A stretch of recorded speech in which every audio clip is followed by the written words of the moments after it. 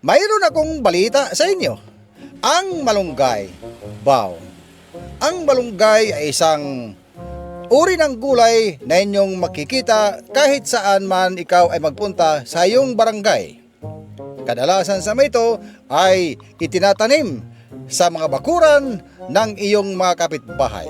Masustansya ang gulay na malunggay. Maliban sa pagiging masustansya, ang malunggay ay napakabisang gamot sa sakit na manghi. Napakabisa ring gamot sa sakit na magna. Ano itong sakit na manghi? Ang sakit na manghi ay umaatake kapag ikaw ay nakakita ng malunggay na tanim ng iyong kapitbahay. Dahil ang ginagawa mo, lagi ka lang manghihingi ng manghihingi, pero hindi nagtatanim ng sariling malunggay.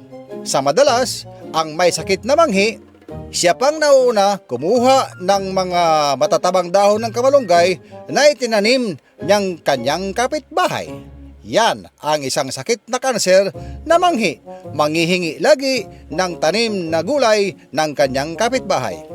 Ang pangalawang sakit na maaaring magamot ng pagtatanim ng kamalunggay ay ang sakit ng magna.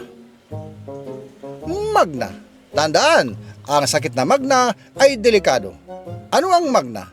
Kapag wala ang iyong kapitbahay, walang tao sa kanilang kapitbahay, ang iyong kapitbahay ay magnanakaw na lang ng kung ano-anong mga gulay na tanim ng kanyang kapitbahay. Kusa na lang kukuha ng hindi nagpapaalam. Yang sakit na yan ay matagal na. Matagal na sakit ang kanser na magna, magnanakaw. Ang hindi nagpapaalam na kumukuha ng anumang mga pananim, gulay at ano pang mga bagay, yan ay pagnanakaw. Kaya sa usaping gulay, kapag ikaw ay nagtanim ng gulay na malunggay, ay magagamot na ang dalawa mong sakit, ang manghi at ang magna. Laging tandaan, ang sabi ni Ernie Baron, kapag may knowledge, may power. Ang sabi ko naman, kapag may malunggay, may gulay. At kapag may gulay, may mamam.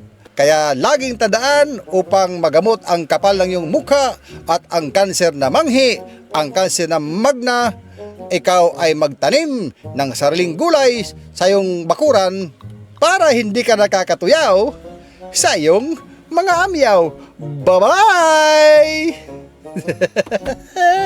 Hey, hey, hey, hey, hey, hey.